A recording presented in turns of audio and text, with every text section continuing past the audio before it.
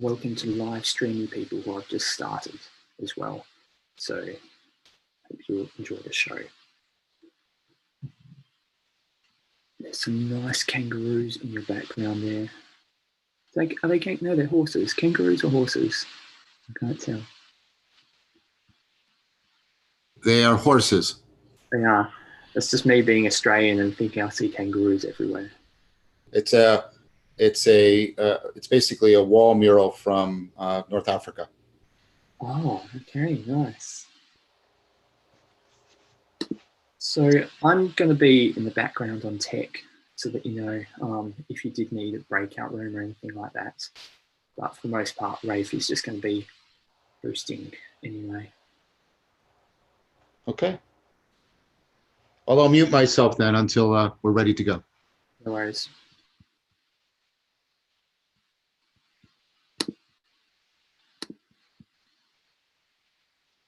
And if anyone else would like to just say hello or anything, you're free to do so as well.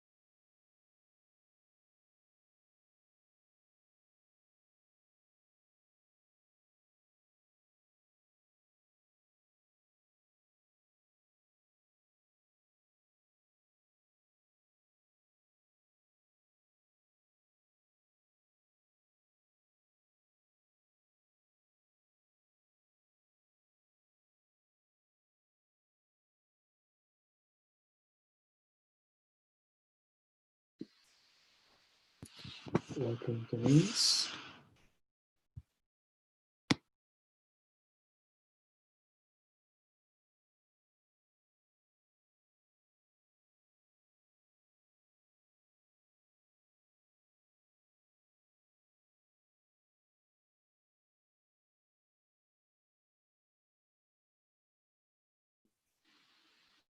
I'm very hopeful because this seems like, without wanting to jinx it, this seems like the first session that's not going to have any tech troubles. John's here 10 minutes early, which is perfect, and everything looks to be up and running.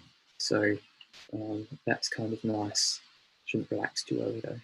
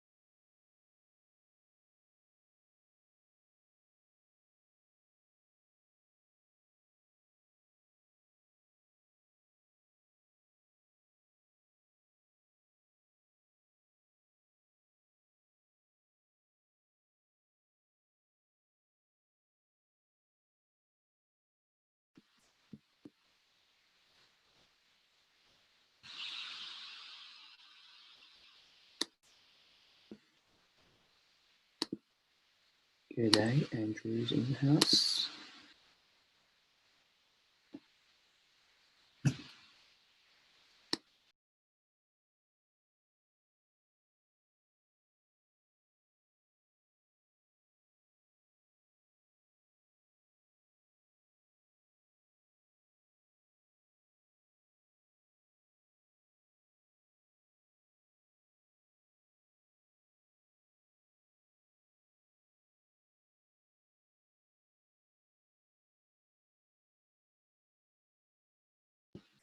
If anyone who's just joined would like to say hello, feel free to. we'll get started in a couple of minutes, or if you need to, I know, have a little stretch, have a little movement, grab a drink, something like that, feel free to do that. We highly encourage moving at the movement summit, if that makes any sense. I don't know.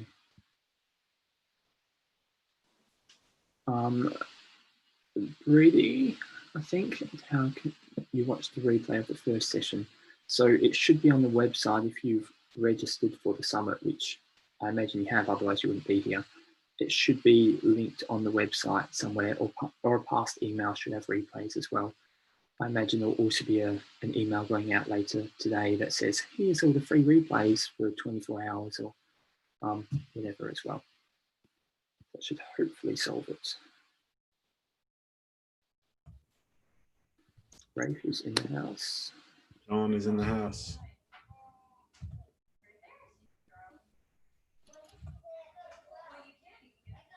Oh yeah, just on that, Brady, the access to YouTube was blocked. Yeah, there was a slight trouble because Rafe shared a scene from Casino Royale, and then YouTube went all piracy on our asses and blocked us. So then we need to do a second video for that one. So there's actually two videos, one that started it and then a second one. So that's probably why there was a little bit of trouble. Yeah, Andrew's done it. Andrew's a legend. So there we go. All right, Rafe, I'll shut up. No worries. Do you want to go ahead and get it? So are we live streaming now? Yep, I've got the live stream running for 5 minutes, so we're definitely done and sure it's happening. And no more Casino Royale. Okay. Luckily, John's not an action hero. So when I log into the live, when I go to summit.evolveplay.com/live, it takes me to the Sebastian Foucault one. So I guess that's probably an Andrew thing. Just give me 1 second, guys. Yeah. Oh, Andrew just says try again, so he must have just updated it, I'm guessing.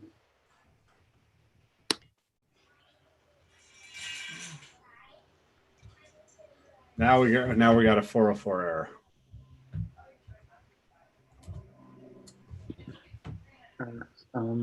Sure.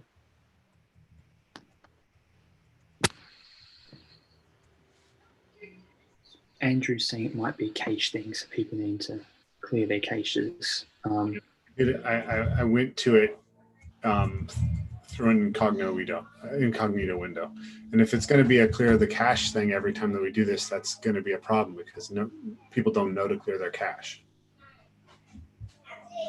Perhaps if it is, when they're adding options of how to do that on the page as well. Yeah, so that's a problem, right?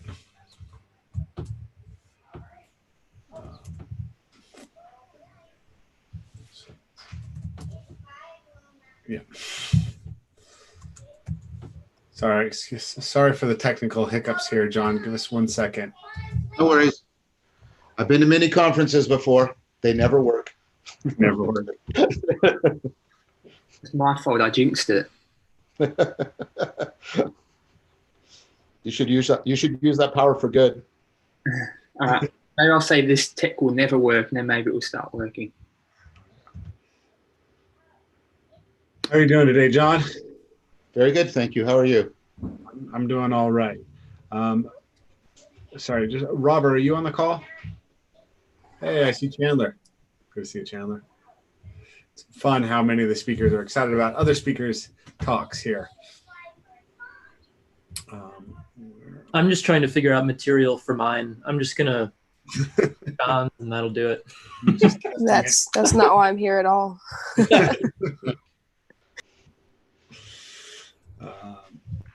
What is it? So where's Rob? Okay, let's see. I think Rob's in this session by the looks of things. Okay, so John's session is working. The live stream is on. That's good. Let me try it over here and see how things are going. Still have to clear your cache in order to get to it, which is that's kind of a problem. We need, Okay. Let me just.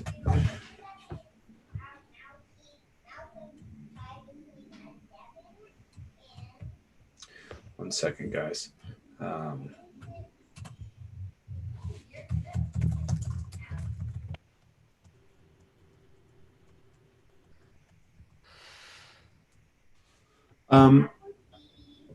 Okay. Yeah. Just one second. And how?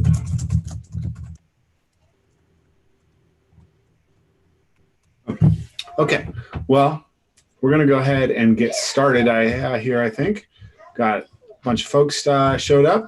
We've got our speaker, and most of the tech is working. There is a way to find it. Hopefully, it's going to work out. But I think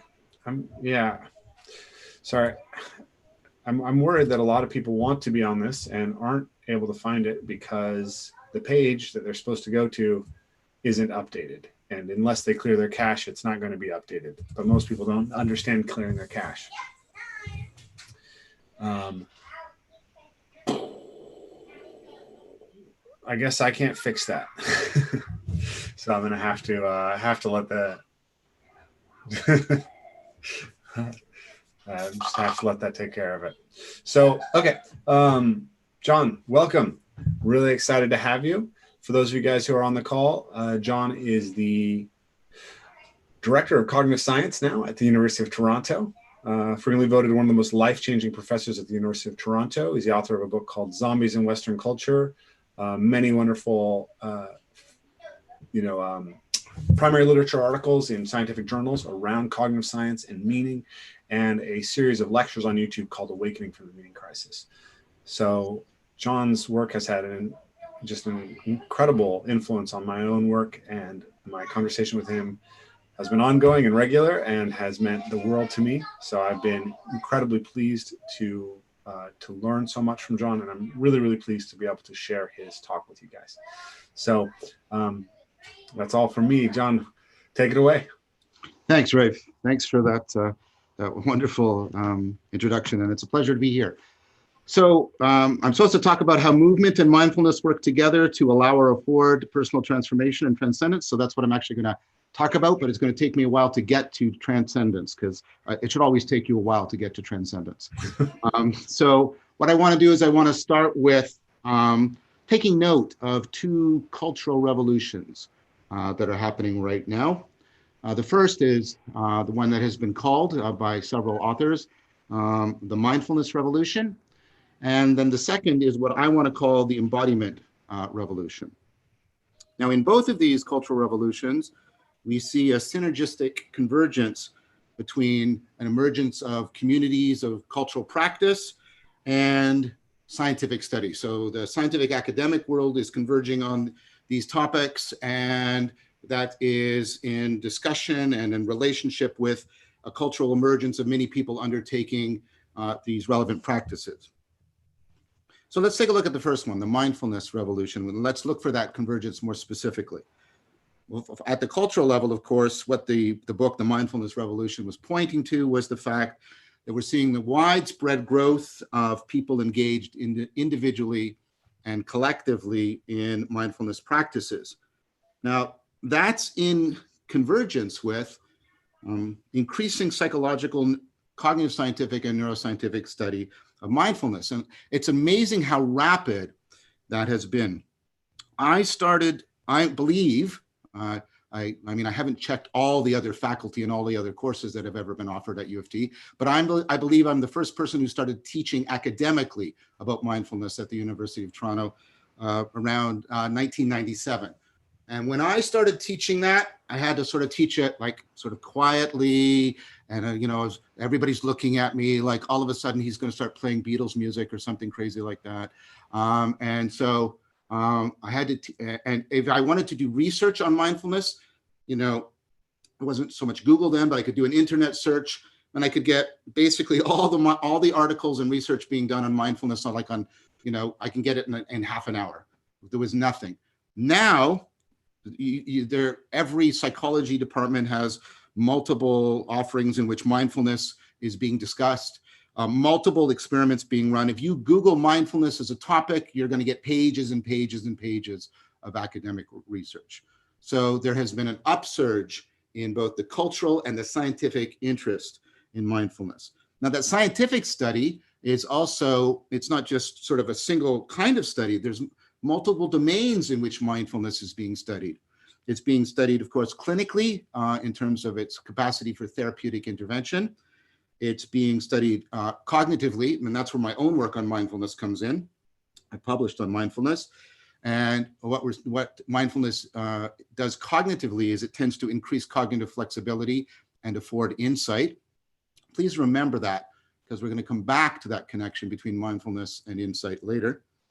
And of course, there's neuroscientific work showing the neurological changes that are wrought by mindfulness, specifically the way mindfulness drives brain plasticity and the rewiring of the brain. So clearly a huge upsurge in both cultural practice and scientific study of mindfulness. I think there's something very similar going on with respect to embodiment. Now, the idea of embodiment, of course, is an ancient idea, but the way I want to use it is how it has emerged from what is called 4E cognitive science. 4E cognitive science. This is the kind of cognitive science that I practice at the University of Toronto, and it's even the kind of cognitive psychology I do. And what are the 4 E's of 4E cognitive science? Well, these are 4 claims about 4 central features of cognition. The first is that cognition is embodied. There's the embodiment, and I'll come back to that. Cognition is inherently embodied. The second, that it's inactive, E-N, active, inactive. The third is that it's embedded. And the fourth is that it's extended. And all of these, and I'm going to discuss what these mean in a sec, but all of these are mutually interdefining and interaffording. And the core of them, of those 4, is embodiment. I think the rest, inaction, embeddedness, and extendedness are actually, well, forgive the pun, extensions of the central feature of embodiment. So what's the key idea of embodiment, and how's it going to ultimately relate to movement? Well, the key idea here is to see the brain and body as an integrated dynamical system, as a self-organizing system. And to say there's a deep continuity, to point to this is to point to a central idea that was developed by 2 cognitive scientists, Francisco Varela, and then my good friend and colleague, Evan Thompson, which is called the deep continuity hypothesis. This is a hypothesis about there being a deep continuity between the biology of the body and the cognition of the brain. What do I mean by deep continuity?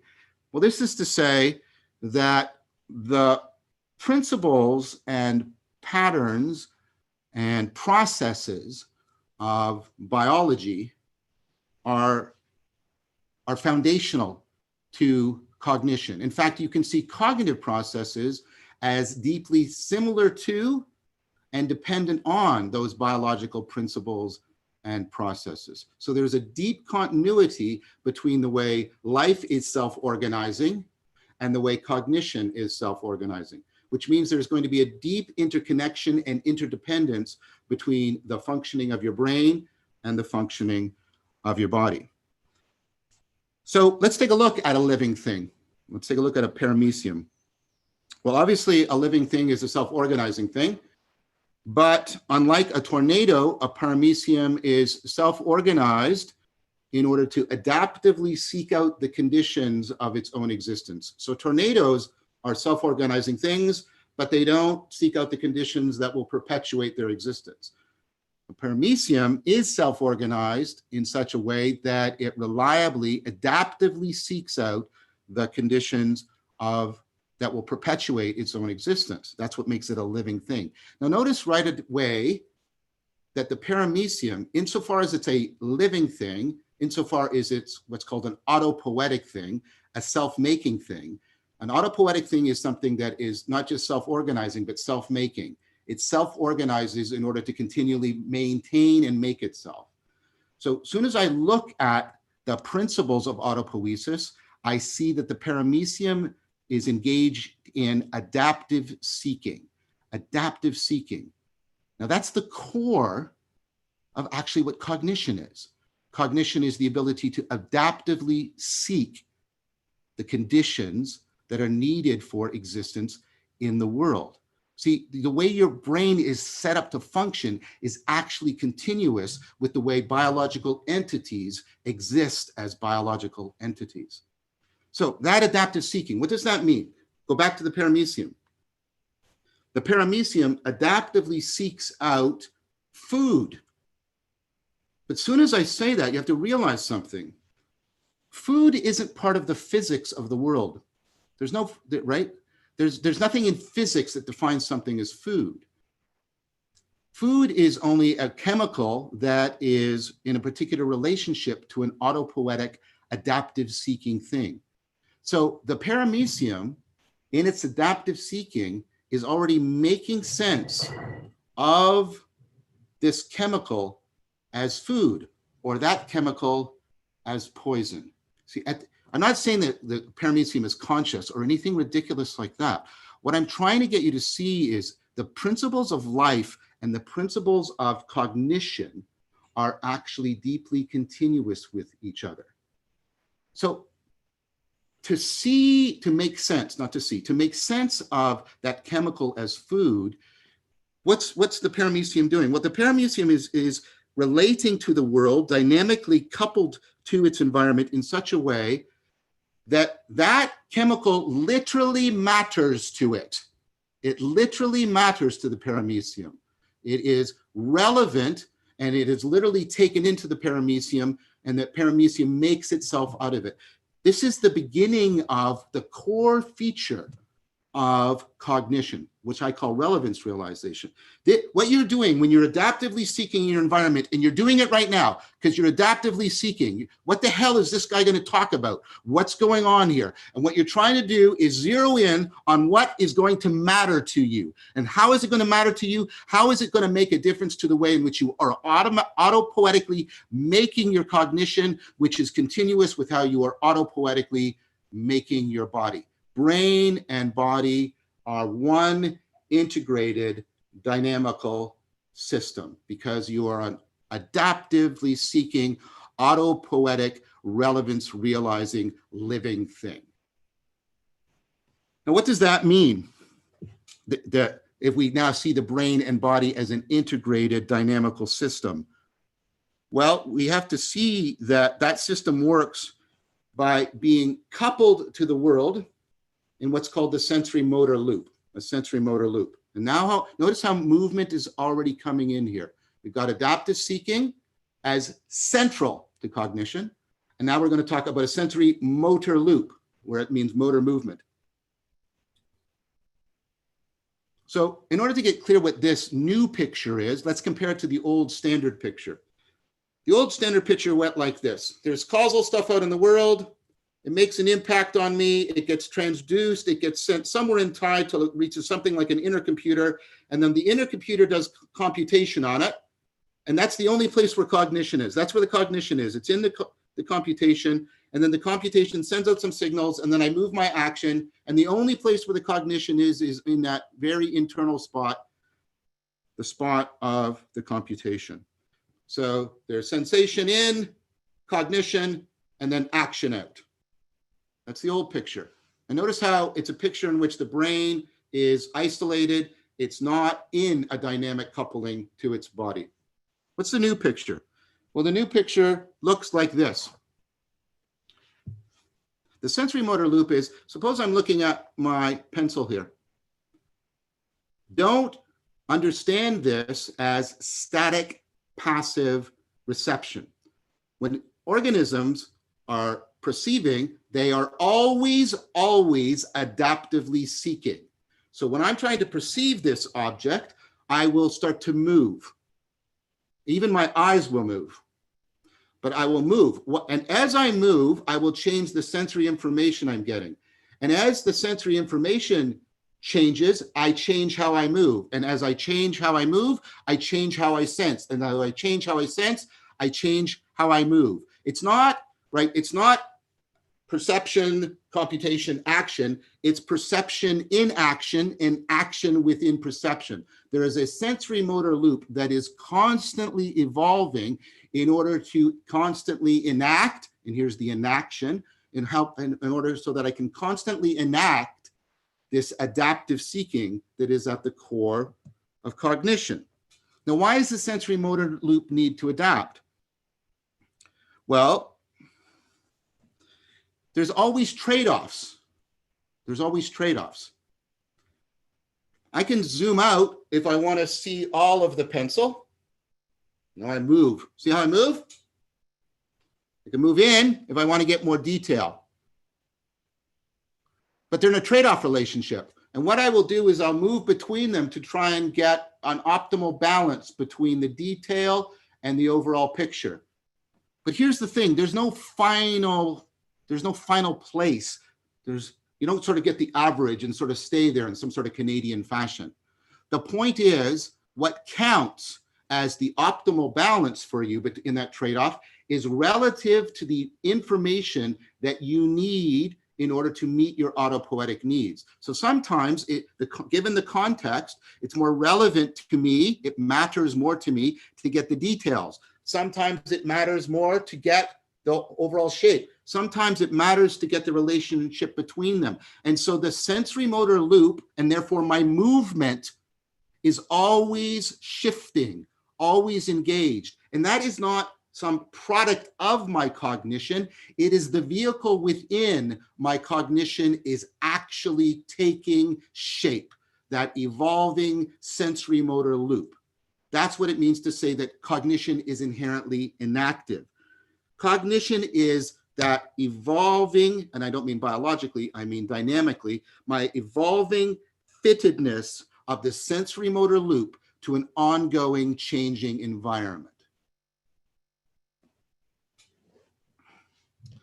So notice what we're seeing here. We've already talked about what embodiment is and inaction is, and you're already seeing how much there is a deep interpenetration between embodied movement and cognition. So let's notice what we've drawn together here. We've drawn that there is a brain-body coupling, and we've drawn that perception and action, sensory motor coupling. And we've noted that that loop is actually coupling the organism to a dynamically changing environment. So we have three couplings: brain-body, sensory motor, and brain-body through sensory motor to a world that is dynamically changing. So we actually have cognition is a meta-coupling of those three couplings, always happening together at the same time, mutually affording and mutually constraining and mutually informing each other.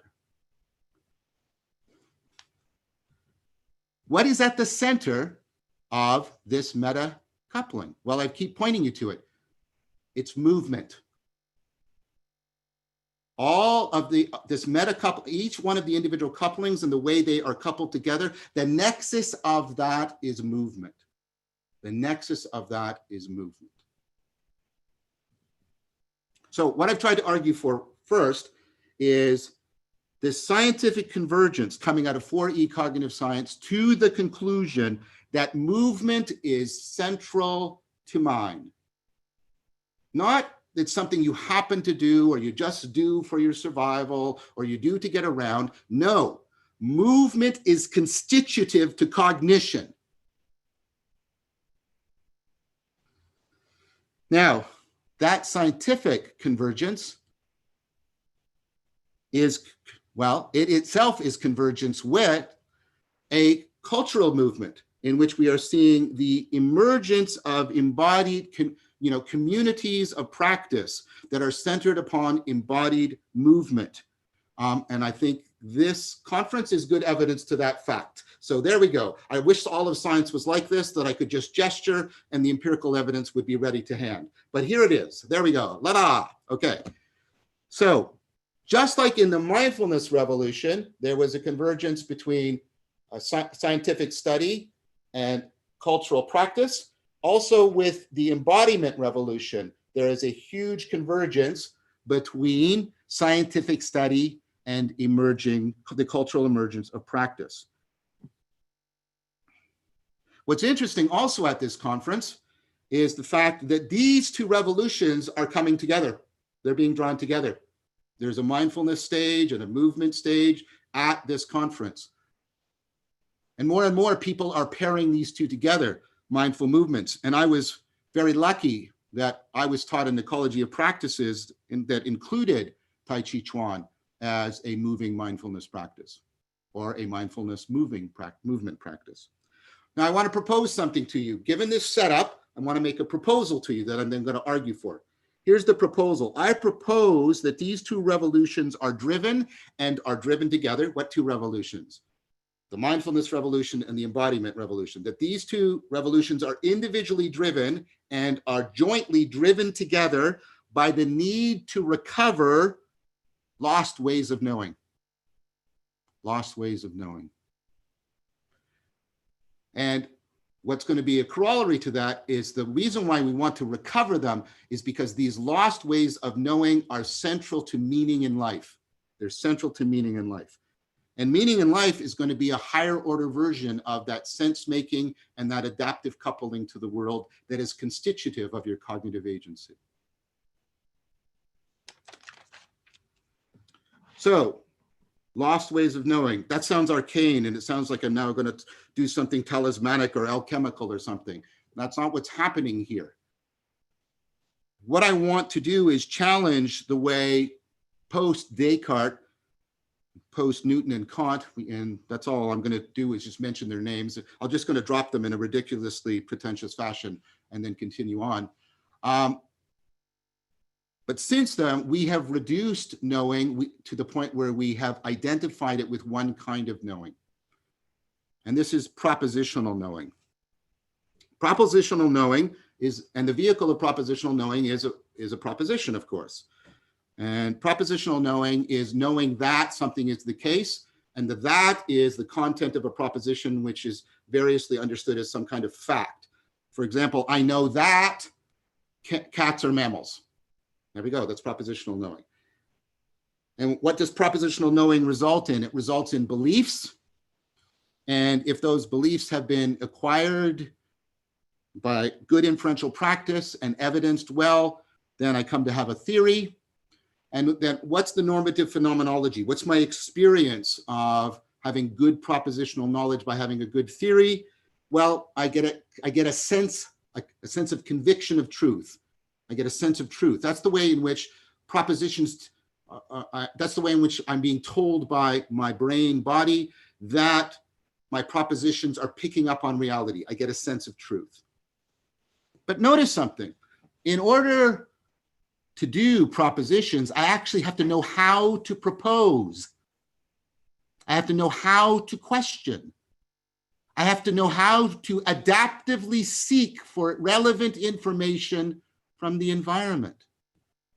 My propositional knowledge is actually dependent on my knowing how to do many things. This is called procedural knowledge. It's knowing how to do something. And the content of procedural knowing is not it's not a fact, it's an interaction with the world, a sensory motor interaction with the world.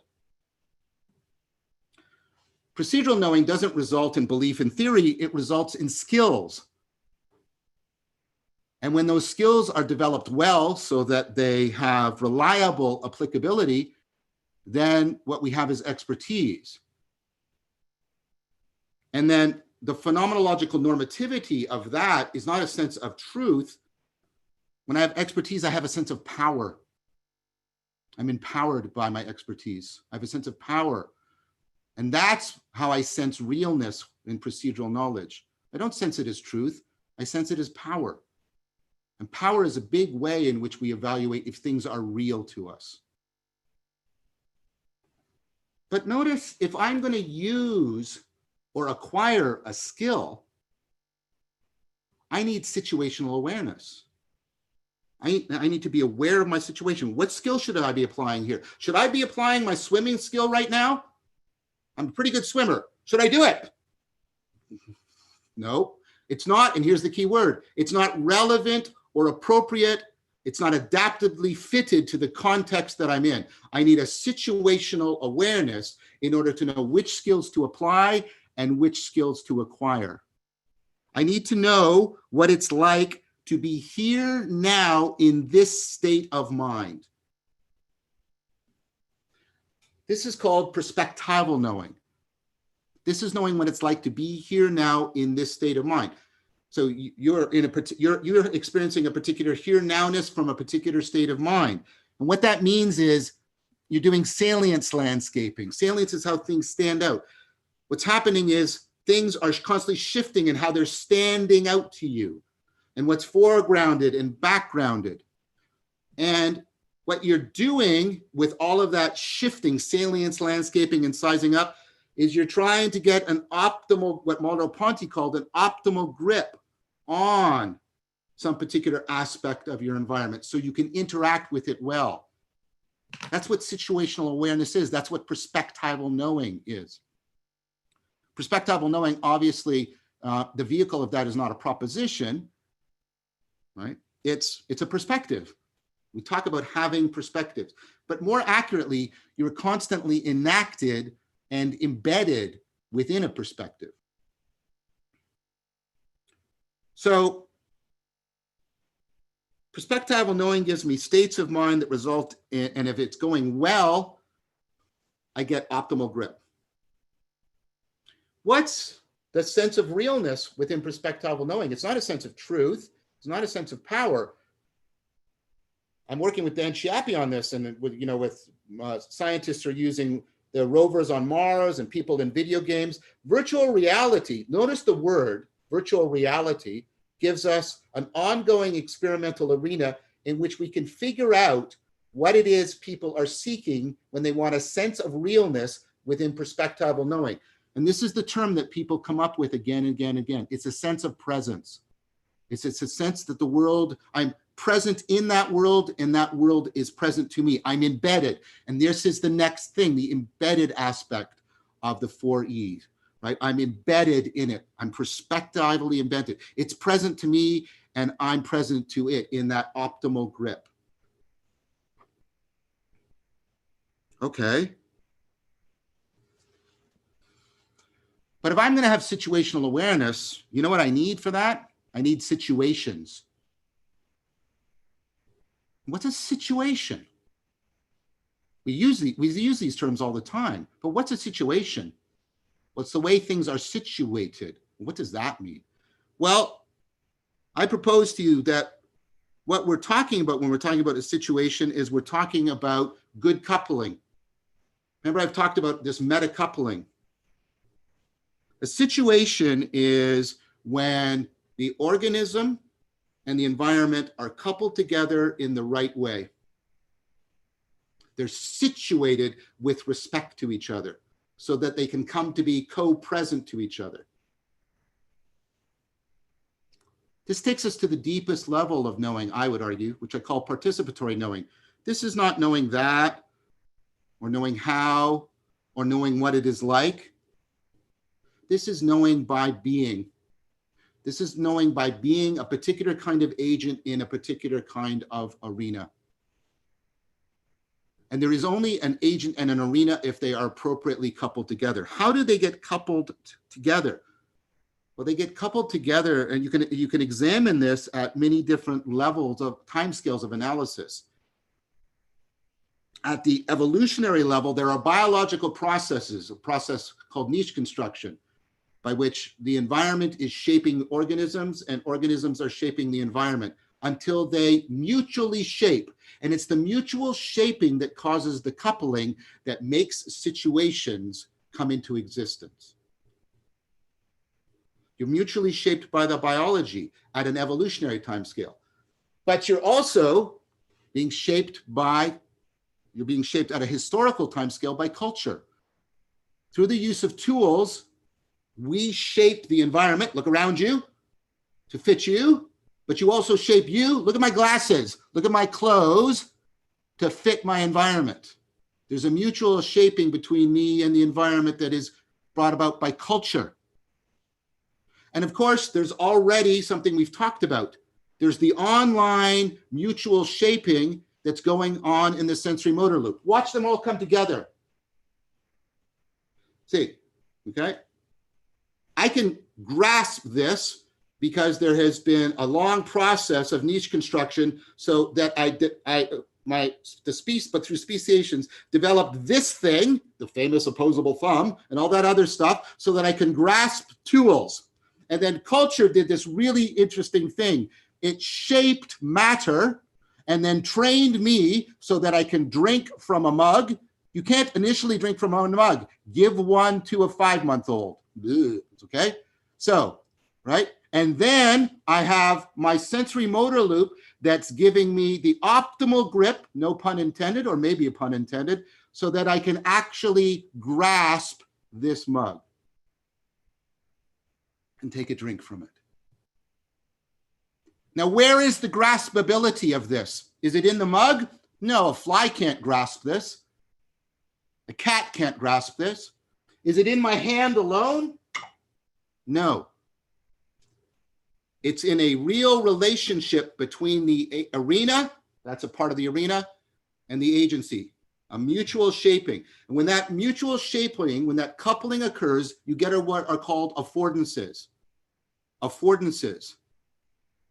There is an affordance of graspability in that, between that mug and me. So participatory knowing gives you affordances, and when that goes well, you have a sense of belonging, attunement with your environment. Perspectival knowing selects from those affordances the ones that are particularly relevant within your current projects and brings them into the sensory motor loop and sculpts and shapes so that you know which skills to apply and which skills to acquire. And that gives you your procedural knowing. And then the procedural knowing trains skills that you can take into a particular cultural arena in which you can use language to make proposals that then can be stored as propositions. And the problem with our culture is we're up here at the abstract level of saying this is all what knowing is, and everything below it is left out of the picture. Yet everything below it, especially the deeper you go, is where all the coupling that makes cognition come into existence is actually to be found. So if you stay statically passive, holding on to your propositions, you are cut off, existentially cut off, not functionally, of course, because your body's still doing its best to do all this work for you, right? But you are existentially and conceptually, culturally cut off from most of the machinery of your meaning making and your adaptive cognitive agency.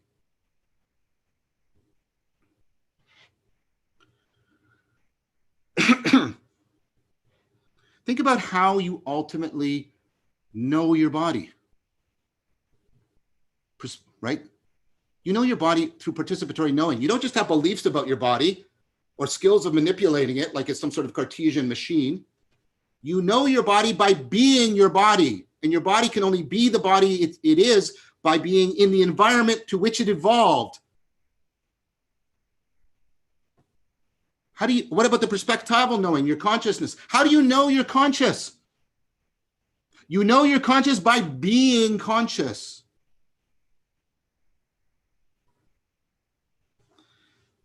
So, how is it that the mindfulness revolution and the embodiment revolution are designed to help us remember these lost ways of knowing? There's a little bit of fortuitous pun here, that the word for mindfulness in Sanskrit is sati, which means to remember, to remind, and not just sort of, as a fact, but a transformative kind of remembering and reminding. So what is mindfulness? Well, scientifically, that's very difficult. So I'm not going to offer a definition, but I'm going to offer a central feature of mindfulness. And this is something I've published work on. Mindfulness is a meta-perspectival awareness. I'm going to offer two parts of it. Mindfulness is a meta-perspectival awareness. It's your awareness of your perspectival knowing. your awareness of how you're constantly doing this salience landscaping, sizing up, making things stand out, making things background. You're bringing that flowing process of mentally, how you mentally frame yourself and the environment to each other. You're bringing that into awareness, a metacognitive awareness. Hey, John, can I interject for 1 second and just remind people, because I think it's easy to forget. I don't think most people know that the Greek word of meta means over, right? Oh, okay. Sorry. I just think that's like, it helps so much in understanding a lot of the things you talk about, to recognize that it's looking from above the level you normally see things at. I'm sorry for being presumptuous. Forgive me, please. No, absolutely. I thought it might help people, so I just wanted. No, thank you, Rafe, and please interject if I start to get presumptuous in any other way.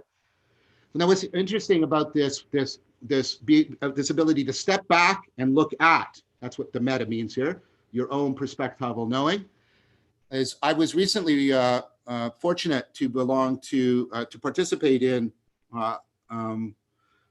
first a workshop and then the writing of a consensus paper, but from many of the central figures who are doing work on the psychology and the cognitive science and the neuroscience of wisdom. And one of the things we came to a convergent conclusion about is that this meta-perspectival awareness is central to wisdom. It's central to wisdom. And I'll come back to that in a sec. Why would such meta-perspectival awareness be central to wisdom? And this is, of course, part of what these mindfulness traditions claim. They claim that mindfulness is a way of cultivating wisdom, but how and why? Well, in order to bring that out, I want to bring out a second aspect to mindfulness beyond the meta-perspectival awareness. I think it's also, there's an educational aspect to mindfulness.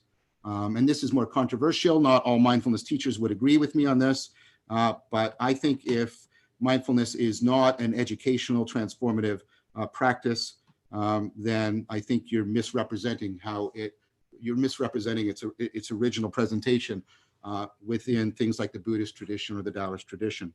What's the educational aspect? So I want to give you a quick analogy to bring out what I mean. So I want to change my perspectival and ultimately, and we'll come back to that, my participatory knowing, in that I want to like classical music, and I don't currently like classical music. That's not actually true. I like classical music, but let's say it was the case, right? So what I can do is I can take a music appreciation class.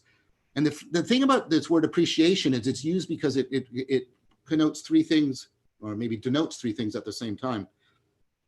One is appreciation in the sense I'm going to come to a deeper understanding of music.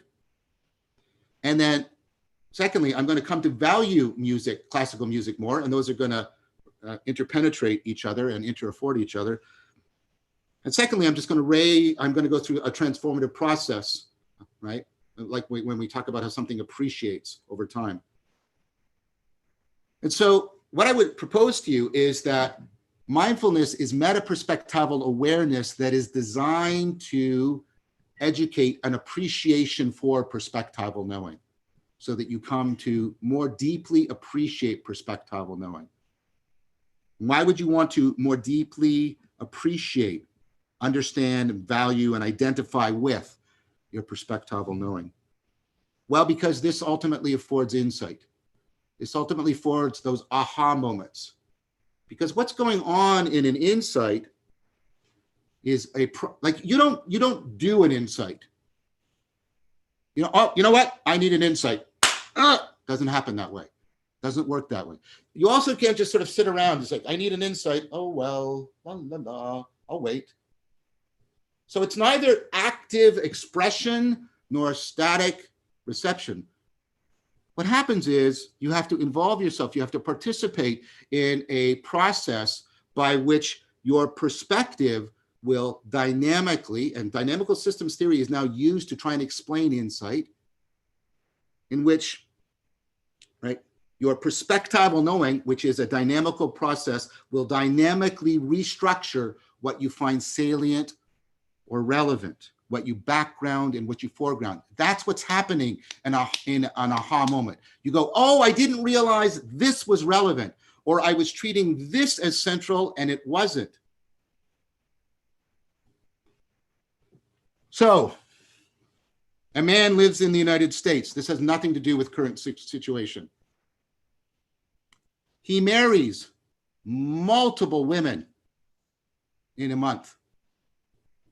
He divorces none of them, and none of them die, but he doesn't break any laws. How does he do that? He's a priest. He marries many women to other men.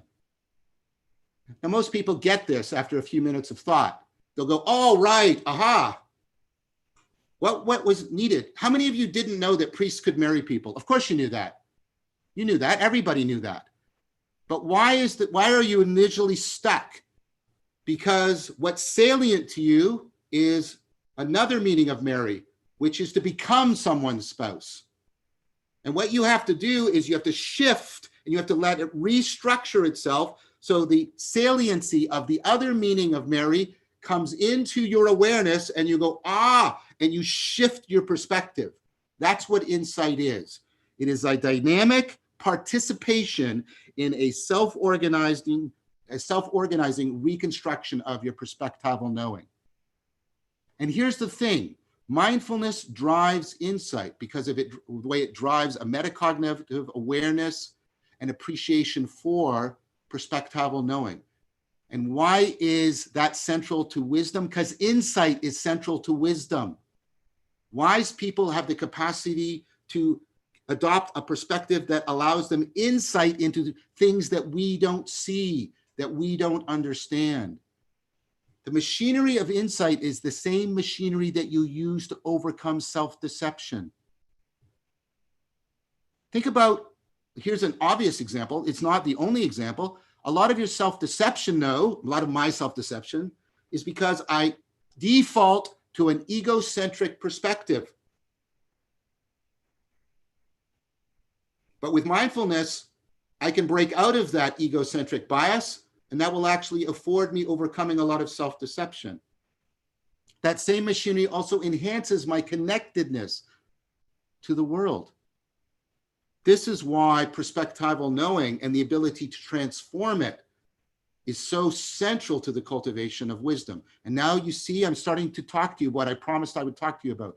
I'm starting to talk to you about personal transformation and transcendence.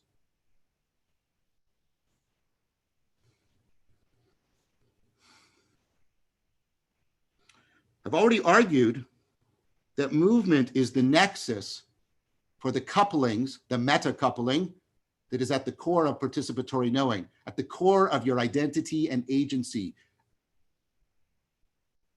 It's at the core of the brain-body, the sensory motor, and the brain-body world coupling. But here's the thing we have to know about participatory knowing. It can also go wrong. Here's a primary example of this, instance of it. Not the only one, but a good one.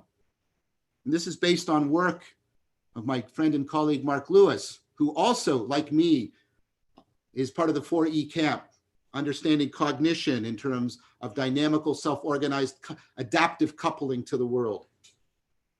Here's the thing about Mark. He uses that framework to understand emotion, and more importantly, for what we're going to talk about right now, addiction.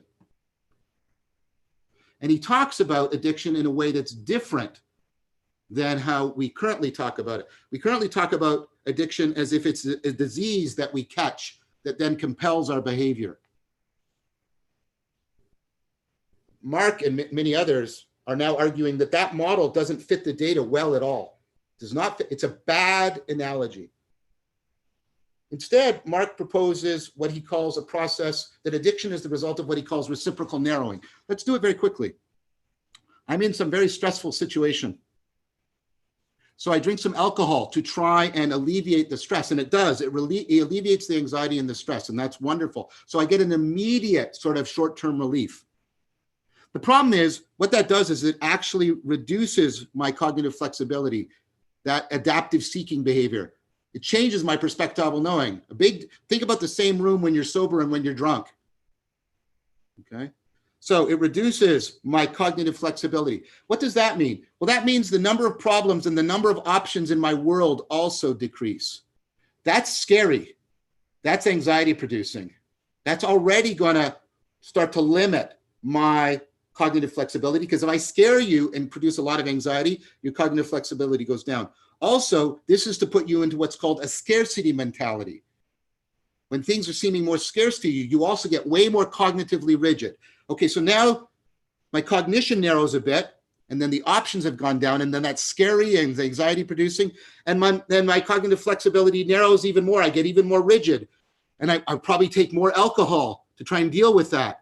And then my world is narrowing, and then what happens is my world and my cognition, the arena and the agent, reciprocally narrow until, and listen to the participatory language here, I can't be anything other than I am, and the world can't be any other than it is. There's no options for me, and I am fated and doomed to do what I do. And that's addiction.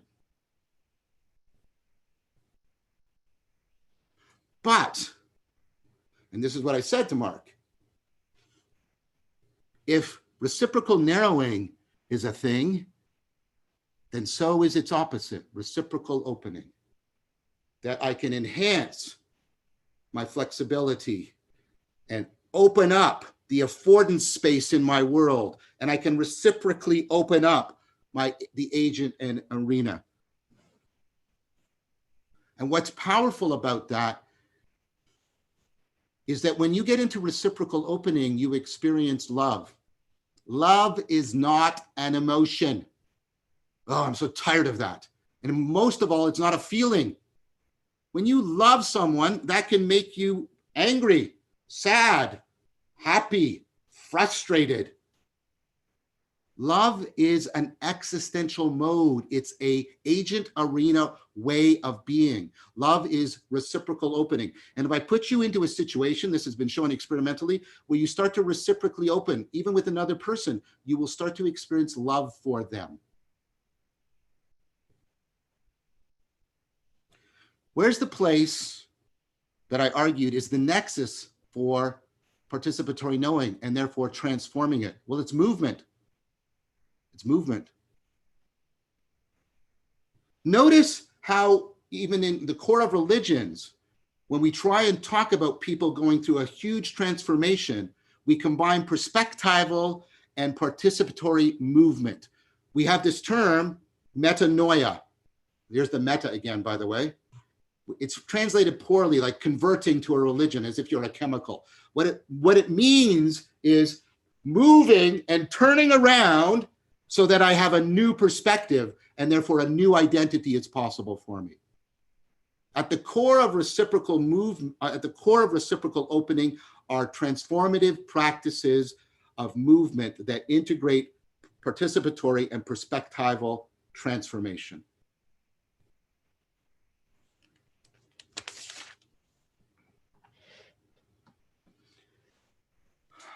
So, if mindfulness helps me to remember lost perspectival knowing, and movement practices help me to remember participatory knowing, then putting the two together would be optimal in mindful movement. And of course, that makes sense because they belong together. Perspectival knowing depends on participatory knowing. I've already argued that. But participatory knowing also comes into a particular expression within perspectival knowing. Participatory knowing is at the level of the machinery of the self. Perspectival knowing is at the level of the machinery of consciousness. When I bring the two together, I have self-consciousness. Self-conscious agency is the core of personhood, of being a person.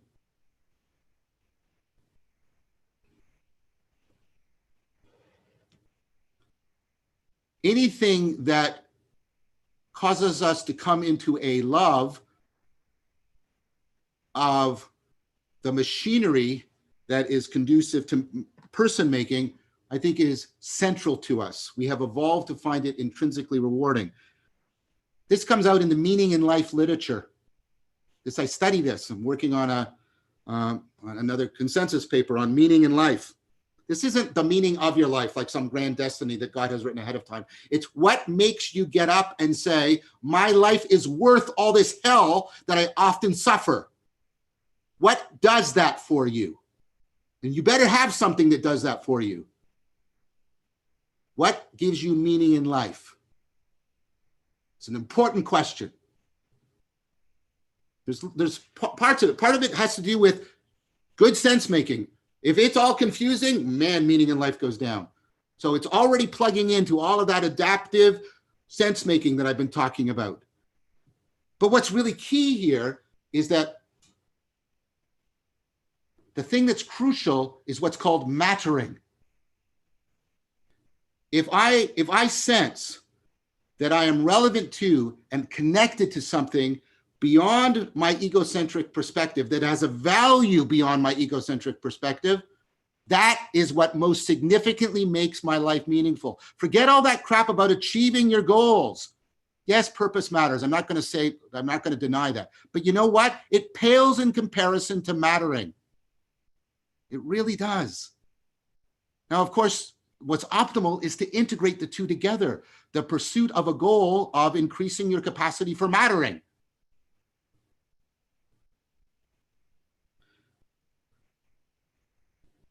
Two questions come up. Well, one thing is an observation, the other is a question. Notice what's happened here. We started with how things literally matter to the paramecium, and we've gone through, because we are such sophisticated beings, that is now inverted to the problem of how do I matter to something beyond myself? How do I belong to something beyond myself? And what has an intrinsic value above and beyond your egocentric perspective? Persons, the making of persons, and the loving of that making of persons. And that's called agape. Eros is the kind of love in which we want to be one with something by consuming it or being consumed by it. Philia is the love we have when we have a reciprocal relationship. But agape is the love we have when we matter to person making, when we are causally coupled to the project of making persons and making that meaning, those meaning structures that make personhood possible.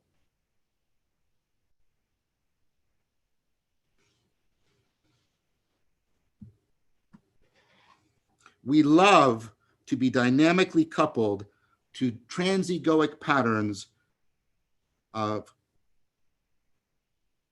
and processes of person making. That's meaning in life.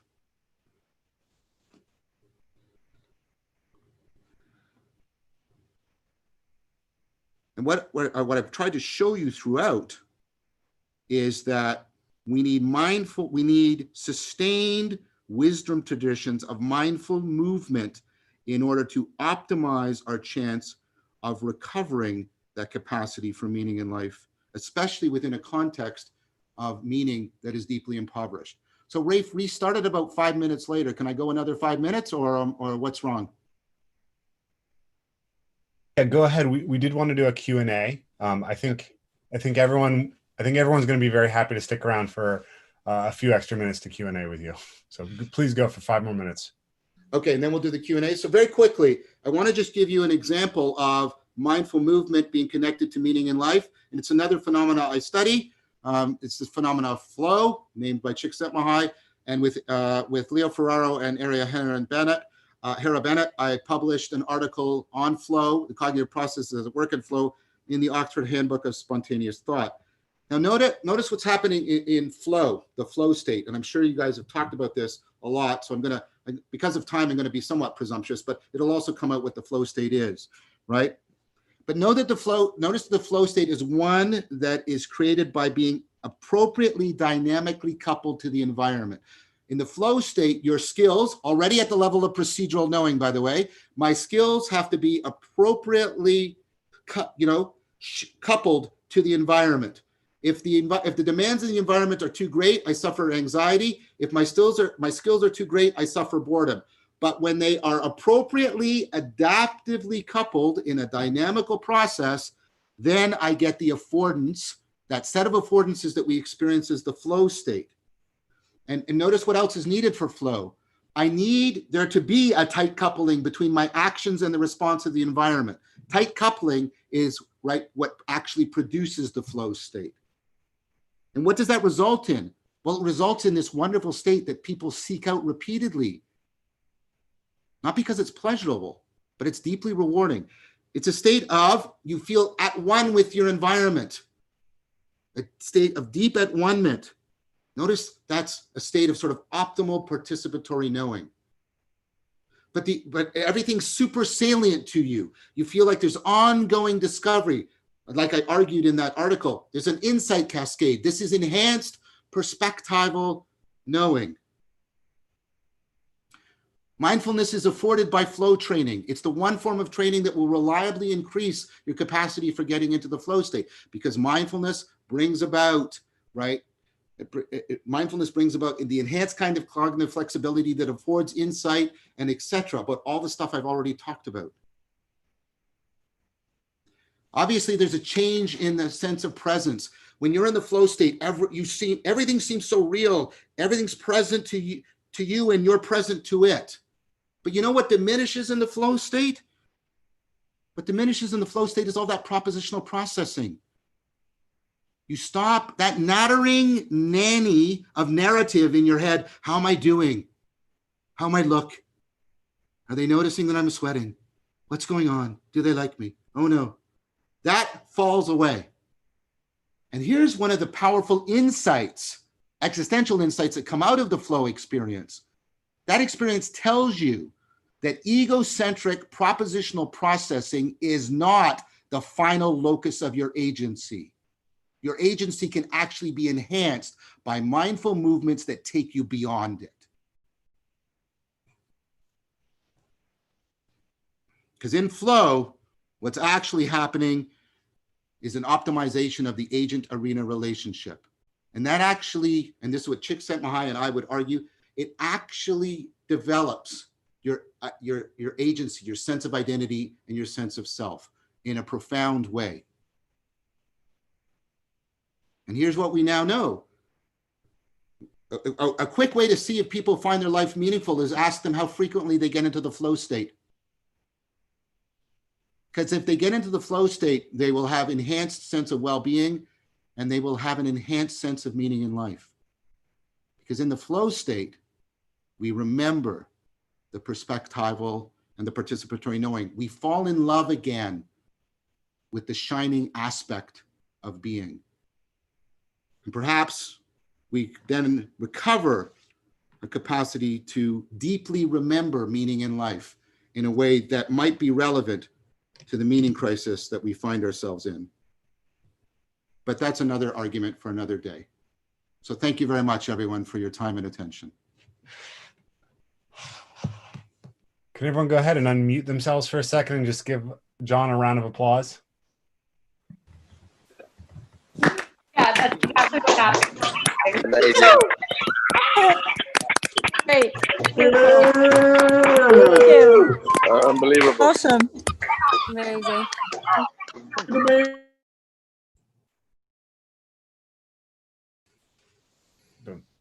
John, so in the, we have a question here. Is there a place that people can find more of your work, your podcast, your research, your publications, etc.? So, I mean, definitely go to my YouTube video channel, and on there you'll find lots of conference talks, but most importantly, you'll find a lecture series called Awakening from the Meaning Crisis, where a lot of these themes and related themes are situated in a more encompassing framework. I talk a lot more about the history and the structure of this meaning crisis that I've alluded to. Talk about insight and flow, transformative experience, etc. So, and then you'll also find a Dialogos series, a series of transformative dialogue that I have with others called Voices with Vervaeke. Rafe has been on that, and other people have come on there, and where I pursue these themes and ideas, but not in a monological fashion like I've just done, but in a dialogical discussion with other people. Because as I indicated in my argument, this is all happening. This is not just a scientific thing that's happening. It's a convergence between an emerging scientific field of investigation and emerging cultural community, emerging cultural of communities of practice. And so getting into those dialogues is crucial and important. So John, I've watched the entire series of Awakening from the Meaning Crisis. I have had 5 dialogues with you, I think, publicly, and a number privately. I've read some of your primary scientific work. I've read your book, but I think that was one of the most profound lectures I've ever seen you give. So thank you so much. I think like there were moments of insight for me, even as someone who's deeply familiar with your work.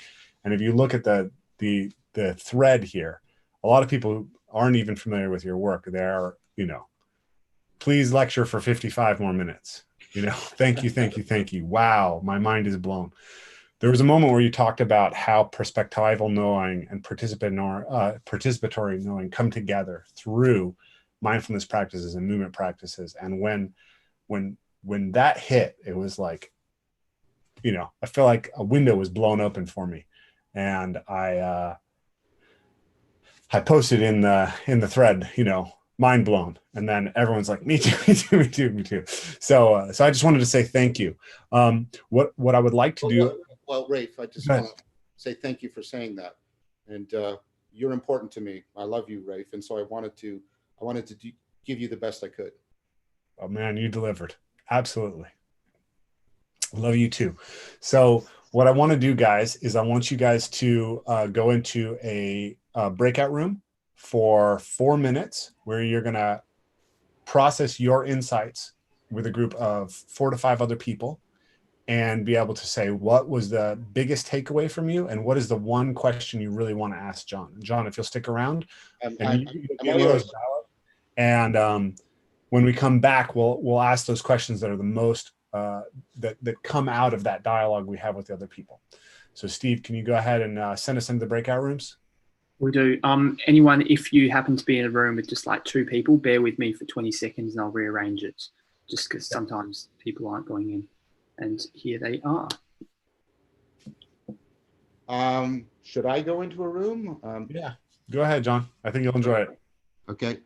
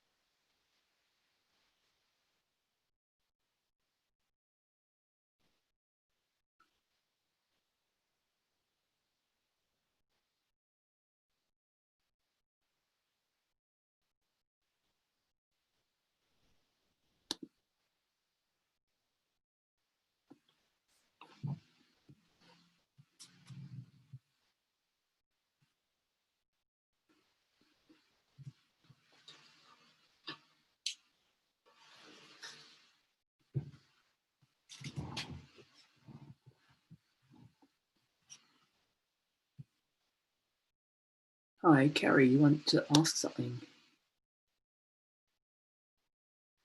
Well, I've clicked unmute. You might need to click something as well. Can I get put in a breakout room? Oh yeah, sorry. It's okay. I must have chosen to go in, but maybe it didn't assign you. No, I think it just like didn't click in. Thank you. Righty. One sec. Let's look at Thank who's you. different page.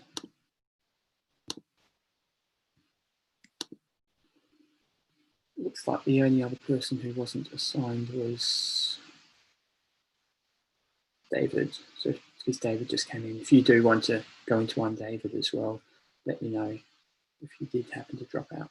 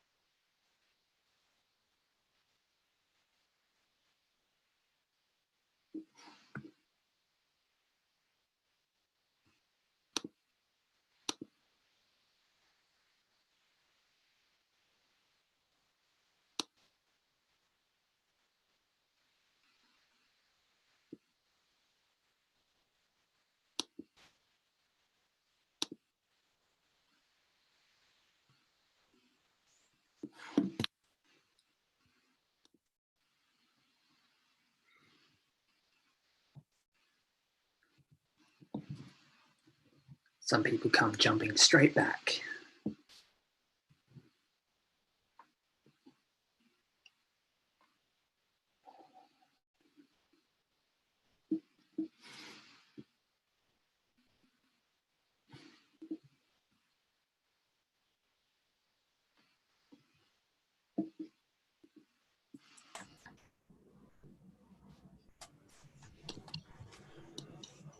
We'll be back in 10 seconds, Rafe.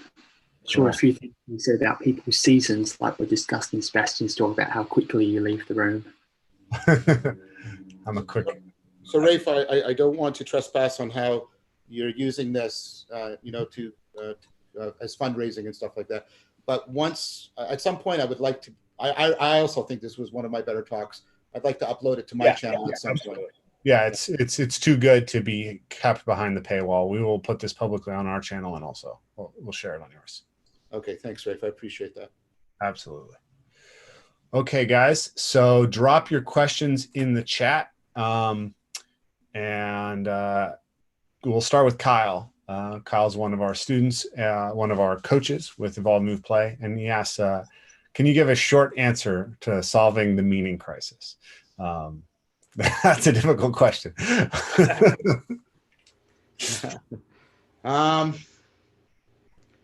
So the short answer is we need communities and ecologies of practices, and some of those practices have to be higher order practices for coordinating the ecology of practices that will help people reliably cultivate wisdom so that they can overcome perennial problems of self-deception and disconnection and afford enhanced connectivity.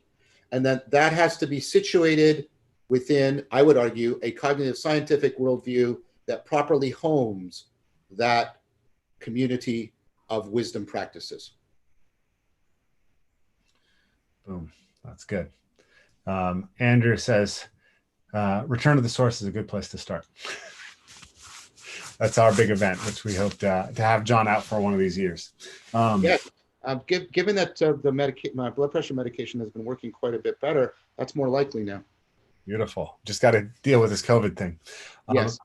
Brandon asks if you can expand on or elaborate on affordances a little bit. Yeah, so affordances was originally a notion drawn from Gibson. My colleague Jordan Peterson has made use of the notion. I don't think without properly giving credit to Gibson. So, he definitely talks about Gibson. I can say that for sure. Okay, good. I haven't seen him do it in some of the lectures that I've attended at conferences, but I'll take your word for it, Rafe. And so affordances it's the idea that, and this is that perception, cognition work in terms of these real relations. So this is what we have to get.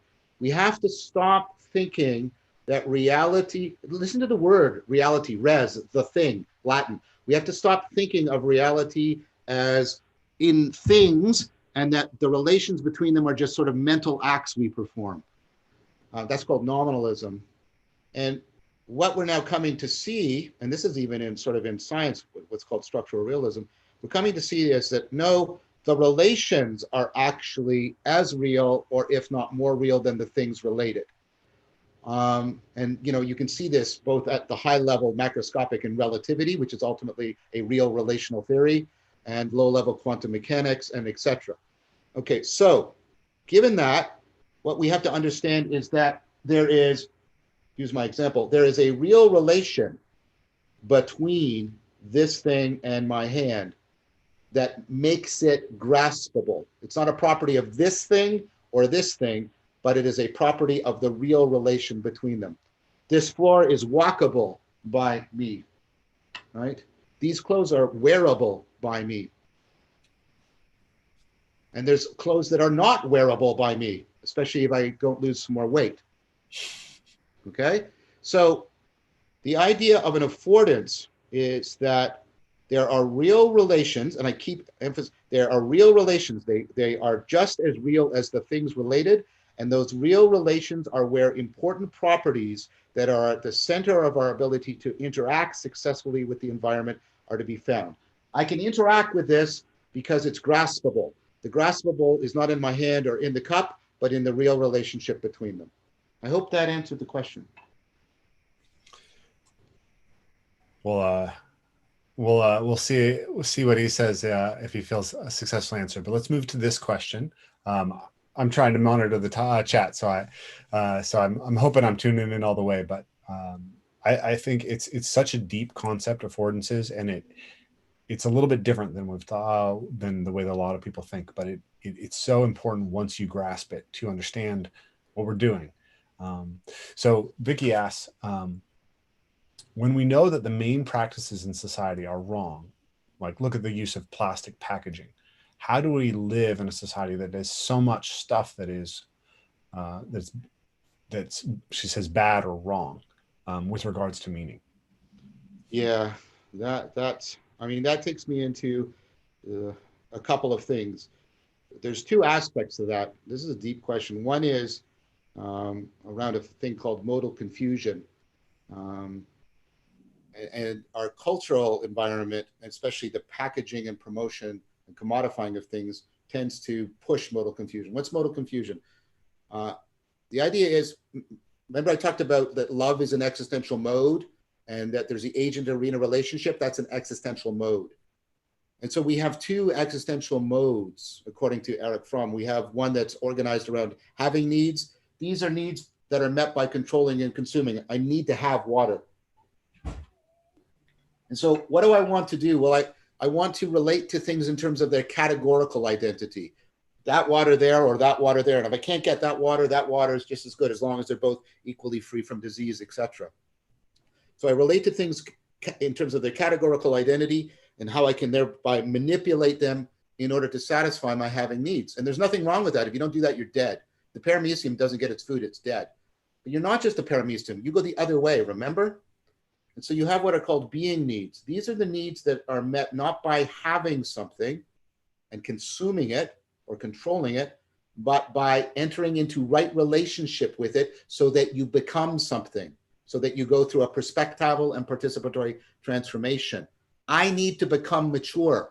And in order to become mature, I have to enter into right relationships with other people and with myself and with the world. I need to be in love. Now, what happens for people, and this is especially the case in our culture, is we tend to try and satisfy our being needs within the having mode. So in order to be mature, I have a car. In order to be in love, I have sex. Or in order to be a friend, I have lots of likes on social media. And so that is, and the reason why that's prevalent in our culture is the more of your needs I can get you to try and approach from the having mode, the more I can sell you stuff and manipulate you and get you to adopt ideas. And so modal confusion is a profound source of frustration in the project of meaning in life. And so that's the sort of socioeconomic pollution, the way things can be bad for us in our environment. And that's where waking up, sati, remembering the being mode, regularly and reliably practicing the being mode and being able to engender, I'm trying to, because you can't make it, but to engender the participatory realization of agape is one of the central ways of responding to that. On the other side, on the more sort of physical and biological side, but it's not separate from the sociocultural. This is a more radical aspect of my thinking, I suppose. I'm not sort of political. I call myself metapolitical. I talk about stealing the culture. And what I mean by that, and I think you guys exemplify what I'm talking about. The model I have for that, I don't want the French Revolution. I want the axial revolution, right? And what do I want? I want what happened, right? So think about, and I'm not advocating for Christianity, but think about what Christianity does. You have small communities of practice in which people are remembering the being mode and practicing agape and moving and singing and doing all this kind of stuff together. And they're not trying to topple the state because they can't. It's too powerful. It's too overwhelming. But what do? They build from the bottom up a new culture, a new way of seeing and being, and it permeates up, and then the whole civilization is eventually transformed. They stole the culture. from the Roman Empire. And I think what's happening now has that potential. And I think we need to do that right now. And so I think what you guys are doing in these communities are addressing both of those. You're meeting together and regularly and reliably remembering the being mode and entering into agape. And then you're also sowing the seeds for a new culture, what Stephen Batchelor calls a culture of awakening, that can steal the culture from the people who have rendered it so toxic for human life. It's beautiful, John. I wanted to just amplify and pick up on a couple of themes in that. There was a question in the group that I had about how do you be in this when other people aren't seeing it yet? And that played into a question that we had in the previous conversation with Sebastian Foucault about the role, the difficulty of feeling like you have this beautiful thing and that people could be transformed by it, but people don't see it or are afraid or can't do it yet. And that you have to have the patience to know that if you keep doing the thing, that there will be people who find inspiration from it. And it may not be here in this moment, but just keep stealing the culture. And I give the example of agape, right? And this is something that I learned from you, but there's those three words, right? Eros is the word of the love that wants to consume. Philia is the love that seeks reciprocation. And agape is the love that helps something come into being, that is given before it is earned. Yes. And I'm not committed to the metaphysics or supernatural of Christianity any more than you are. But I think when Jesus says, love thy neighbor, and he uses that term, mm-hmm. that's the answer to this question, right? Like, you have to see the world around you and all those people who are doing things that might be toxic as people who have that potential to bring good into being. Yeah. When you can behave from that place, that's ultimately what steals the culture. Would you agree with that? I would. And I mean, you're picking up on St. Paul also, when he said, be in the world, but not of the world. Again, like you, I'm not advocating Christianity. I'm not committed to its metaphysics or its supernatural claims. But the idea that we can be in the world, but not being of the world, which is, and this converges with Stoicism, that we ultimately have a lot more. I mean, Epictetus begins his manual for living. Notice the title of the work. The great Epictetus, the great Stoic philosopher. He said, the core of wisdom is to be able to discern what's in your control and what's not in your control. And what we do is we regularly think and try to have more of the world in our control and not pay very much attention to the meaning-making machinery. When what is actually the case is that the inverse is true. We actually have a lot more control over the meaning-making machinery and a lot less control over the world than we like to believe that we have. And to live that way is to live in the world, but not of the world, right? So if I am more and more centered in the meaning-making machinery, which is what we're talking about here, and that doesn't mean sitting passively. It means doing all the stuff we're talking about here, right? Then I can be in the world, but I don't have to be overwhelmed by it. Because ultimately, most of my distress is not caused by the world, but by the meaning of events in the world. Now, some of it's caused literally by the world. An object hits me in the head, I'm dead. But a lot of my distress is actually caused by the meaning of events as opposed to the events themselves. So I can live in the world of events, but I don't have to be of that world. Was it Epictetus who said, you cannot control what happens to you. You can only control how you respond? Basically, yes. That's exactly it. Beautiful. Slightly different tack. I feel like we could go on quite a long ways with that. It's such a deep line of conversation. If people are can I say one more thing about it, though, Ray? I want to be clear that I want people to put those two things together, right? I don't want them to forget the first point and the second point, right? I mean, one mistake you can get into with what the sort of that aspect of Christianity and Stoicism is you can get into sort of a contentedness with the status quo, right? And I'm not advocating that. I want to steal the culture. But what I'm saying is one of the ways of stealing the culture is to not confuse the events with the meaning that the culture is trying to assign to those events. For some reason, what pops into my head right there is that paradoxical thing in the Tao Te Ching. The sage does nothing, but nothing is left undone. Yes, exactly. Yeah, that's exactly it. So Charles asks, what do you think is a better approach? A top-down approach where you choose an ecology of practices and then begin them, or just start doing things and organically craft your own practice? So I'm going to give you a frustrating answer, Charles, but it's the answer that comes out of everything I've been arguing. You need to be doing both simultaneously. Just like when you're reading, you need to be looking at the whole word to disambiguate the letters, and you need to be reading the letters in order to be able to figure out what the whole word is. And that's what happens in reading. You're constantly moving top down and bottom up at the same time. In fact, you're doing it now. In fact, you're doing it all the time. And so I would recommend, and I know you're going to say, well, that's so hard. Yeah, it is. But if you're asking me in terms of speaking as a cognitive scientist, what's the optimal way of trying to get one going?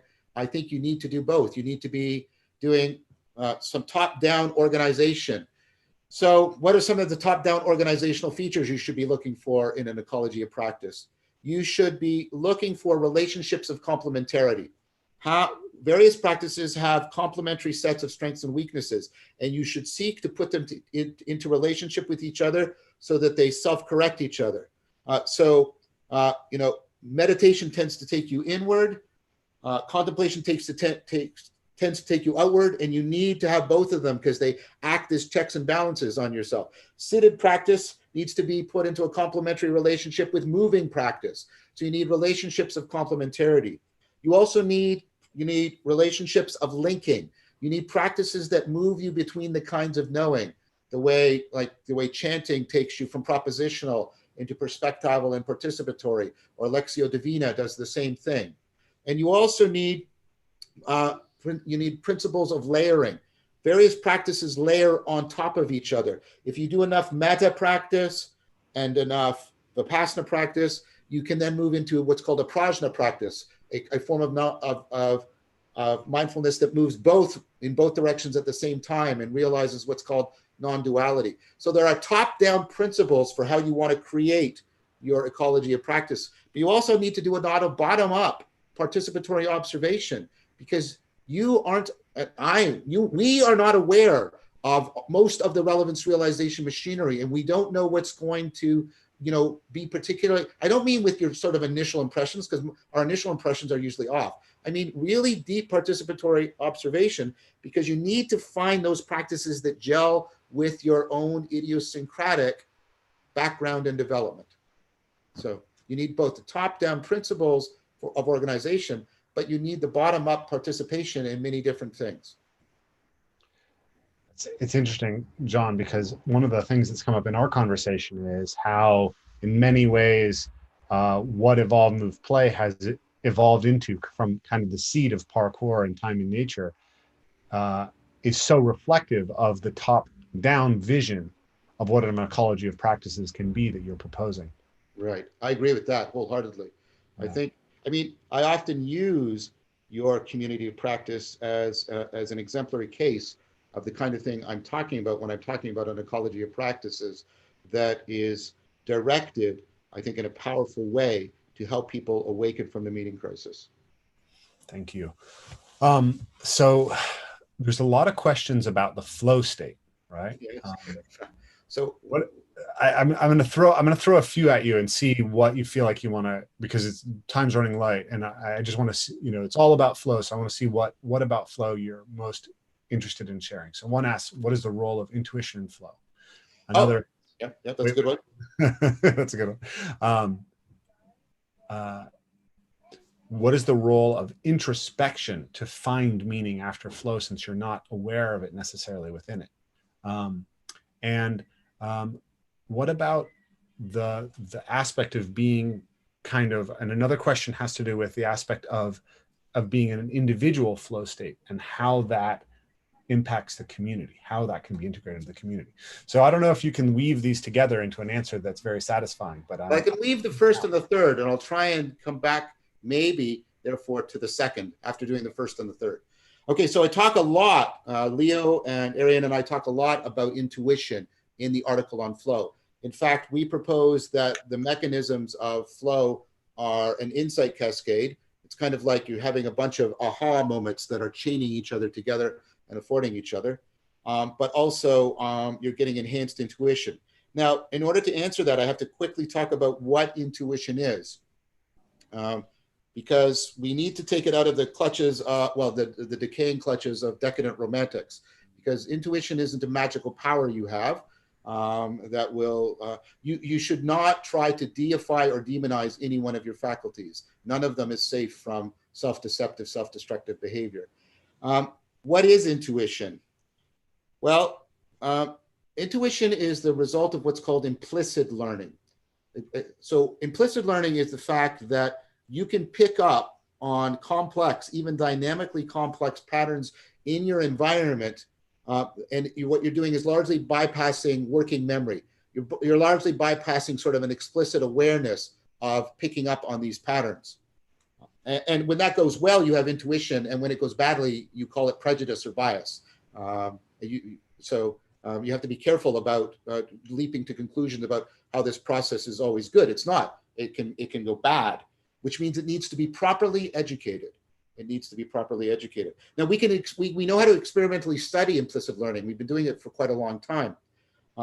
It's really interesting, by the way, sort of concrete examples of this. If you ask people to make a decision and there's only a couple of relevant variables, then they should think about it very explicitly. But if you ask them to make a decision that involves a whole bunch of dynamically integrated variables, their intuitive judgment will often work better, except when it goes wrong, and then it goes disastrously wrong. So you can pick up on complex patterns, and that gives you what happens in intuition. You often know things without knowing or remembering how you came to know them. That's what intuition is. And you do this all the time, and you do it often only in even a semi-conscious manner. You will adjust how far you stand from somebody given their status, your status, and the social context that you're in. How close you stand to them. You just do that, and you'll know, and you won't be aware of this until you go to another culture, and you'll be standing the inappropriate distance from people. But what you've done is you've picked up on that complex set of variables through implicit learning, and that's giving you your intuition. Now, the problem, as I said, with intuition is it can go disastrously wrong. It can pick up on, what it does is it picks up on all kinds of patterns. And so it doesn't distinguish. And here's the crucial, this is where the power and peril of intuition comes to a crux. It doesn't distinguish between correlational patterns and causal patterns. You know what correlational patterns are? Things are often correlated, but there isn't any causal relationship between them, right? So, I was brought up a fundamentalist Christian, and they would often say, they took prayer to the schools and crime went up. It didn't, by the way, but that's irrelevant, because here's another correlation. Greenhouse gas emissions have gone up as Caribbean piracy has gone down. So what does that mean? We should bring back Caribbean piracy. That will deal with the climate change? Of course, that's ridiculous, because that's a correlational pattern. It's not a causal pattern. And there are way more correlational patterns than causal patterns. That is why we do science. Science is the project of trying to distinguish the causal patterns from all the correlational patterns. And when you just do intuition, you pick up on all of them without any good discernment. So what you want to do is you want to try and set up the conditions for implicit learning so they're like the conditions of science. What are those conditions? Well, what I want conditions where I'm getting clear feedback. In science, I need clear measurement. In science, there is a tightly coupled relationship between what's called the independent variable and the dependent variable. I do something in an experiment, and then there's a result. And error matters. Failure matters. my hypothesis can be falsified by my experiment. What I want to do is I want to go into situations where I'm implicitly learning, but I'm getting clear feedback, it's tightly coupled, and error matters. You know what those are the conditions for? Flow.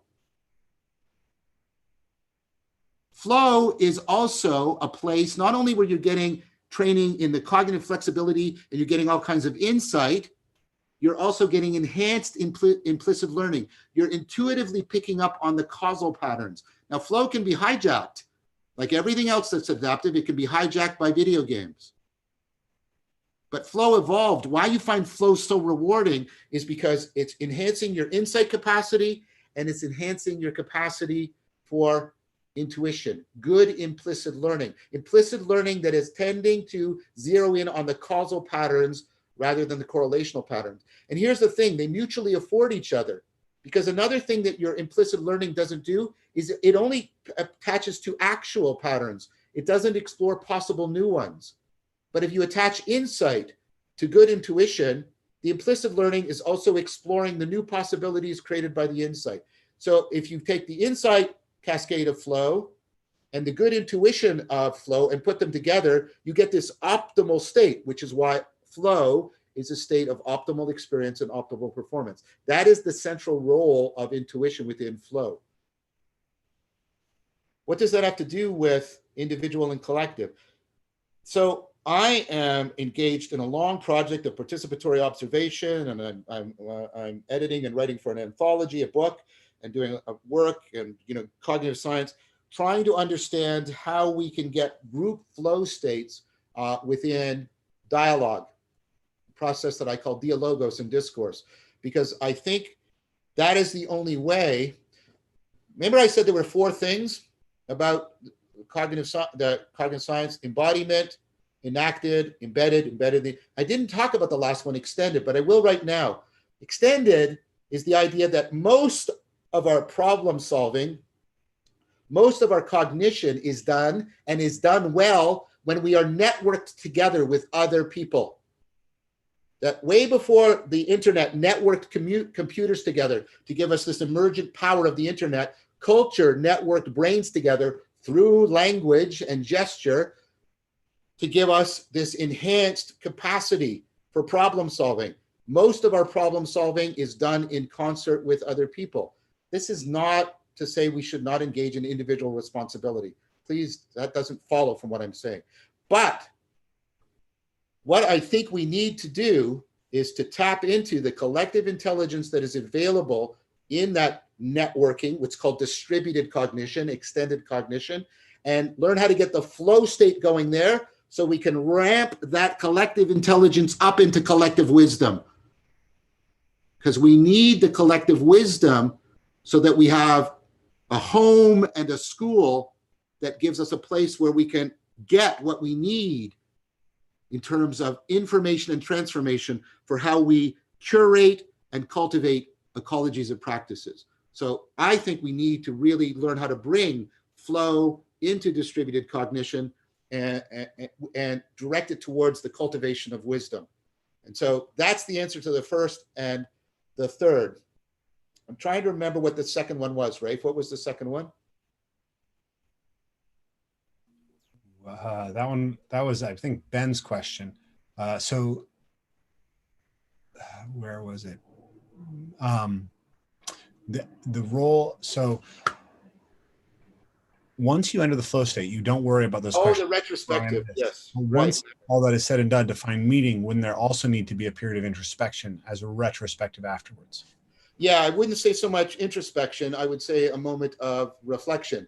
And so I think, I'm sorry if I misled you, Ben. I do not think that the flow state is the sole or exclusive practice we should be engaging in order to respond to the meaning crisis. I was using that as a particular exemplary case. I think we need to be doing lots of other practices, other wisdom conducive practices. And some of those are communal and some of them are extended across time. And some of those involve training reflection in just the way you're talking about. So there are various kinds of journaling practices. There are various kinds of dialogical practices with others that help you get into and help to enhance this reflective capacity so that you can situate those moments of enhanced connectivity that happen to you within a more expansive framework. Beautiful. Let's see. So there were some questions about intuition. I would like to just put a pin in that really quickly, because I think it's something that's such a profound insight and that people really need to digest. You said that intuition can go wrong. Yes. And I think that there's part of our culture that really has fallen in love with intuition in some sense because we've seen the limitations of reason as a system. Yes. Yes. And so perhaps the answer to, if it's not reason, then it's intuition, but actually both share the same dangers.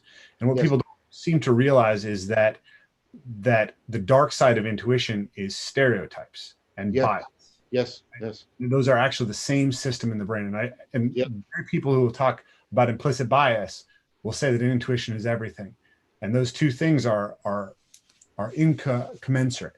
So I just wanted to really put a pin in that for people, because I think it's very powerful, and it's really at the heart of your insight of how we have to build these systems that allow us to reciprocally use reason and intuition and educate them such that they work better over time.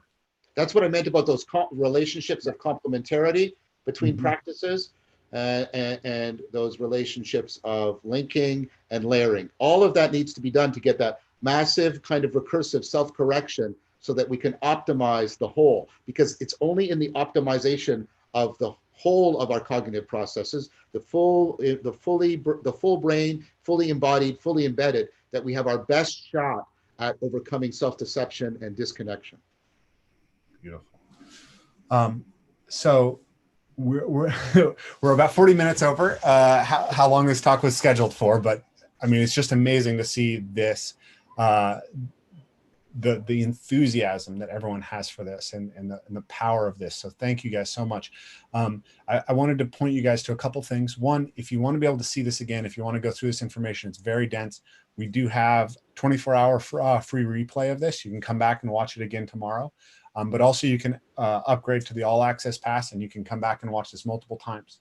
In addition to that, John has meditation education programming on his channel. You can go and do meditation with him every week. You have, how often do you do question and answers on your channel, John? So I do the meditation live stream every day, and we do a Q&A about that, the meditation contemplation. But all of those have been recorded, and you can watch through them at your leisure. I think we've got like 80 or so now up there. And then a general Q&A is every third Friday of the month at 3 p.m. Eastern time. So tomorrow, July 17th at 3 p.m. on YouTube, I'll be there and doing general Q&A. Beautiful. So yeah, so there's all those resources for you guys. And then there are questions about, for people who are interested in understanding more about intuition. I mentioned Daniel Kahneman's book, Thinking Fast and Slow. Hogarth's book, Educating Intuition, I think is a really good book. Okay. I mentioned that. I couldn't remember the author. So those are a couple. And I know folks would be incredibly appreciative if you create a little reference list for us after this conversation. Is that possible? Sure. That's very possible. Beautiful. So I think that I think that that's going to be. I think we've gone through most of the questions. I'm sure more could be generated, but I do want to be respectful of your time and give some. I'm having fun, but you need to do what you do too. I'm having a great time. me too. So yeah. So I guess. Well, thank you. I guess that's what I need to say is thank you so much. That was incredible. Thank you for everyone who was in the group, who brought your enthusiasm, and you know, the engagement was just through the roof here. You know, they're saying thank you so much, John. This has been extraordinary. Says Tegan, Addie, 1,000 thank yous to John from Lando. This is timeless from Chris Odell. Amazingly insightful from Sally. I think the response of the audience speaks to itself, and I feel immensely honored to have been able to introduce many of these people to your work. So thank you guys. Well, thank you so much, Rafe. Well, you know, I believe deeply in what you're doing. And I think this conference, well, I think this is part of where, we are building the capacity to steal the culture. So it matters deeply to me, and I was honored being here. And I deeply appreciate such a receptive and welcoming audience. And I also appreciate the quality and the candor of the questions that were asked of me. So thank you very much for all of that.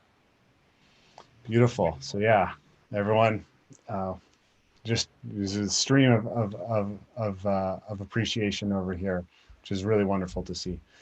So we have Paul Chek coming up next. Paul Chek is kind of one of the most profound thinkers for a long time around how we bring well-being in a much bigger sense into our thinking around health and fitness. So he's going to be talking about well-being through movement. So that's at 3. So we've got an hour and 15 minutes. And then after that, we'll have Ryan Hurst from GMB, who's going to be talking about the power of exploration. And he's going to be getting you guys actually moving and exploring different movement patterns, I believe. So we've got some really exciting things coming up. John is incredibly generous with his time, and I know you'll answer questions if folks send them to you as well. There's also the Awakening from the Meaning Crisis group on Facebook, which is run by some friends of mine that people can check out. There's also an Awakening from the Meaning Crisis Discord server that you can get involved with, where they have lots of groups discussing all of this work. Really vibrant and vital community. I also appear there bi-weekly, like every 2 weeks, on Monday, 6 p.m. Eastern time, and do a general Q&A there as well. Yeah, and they brought me on to discuss things. They brought on a bunch of other people who I really respect, who have been deeply influenced by John's work. So there's we're gonna. Andrew says we need links to all these places on the speaker stage. So we're gonna put together a big resource package for you guys, because obviously the level of engagement with this is through the roof. And I think I could go on. It's just been so good, but all things must come to an end, and at least for the moment. And we'll be doing more stuff like this together. Well, for sure. Thank you so much again, Ray, for inviting me, and thank you one and all. It's been a great pleasure. Thank you very much. Adios, guys.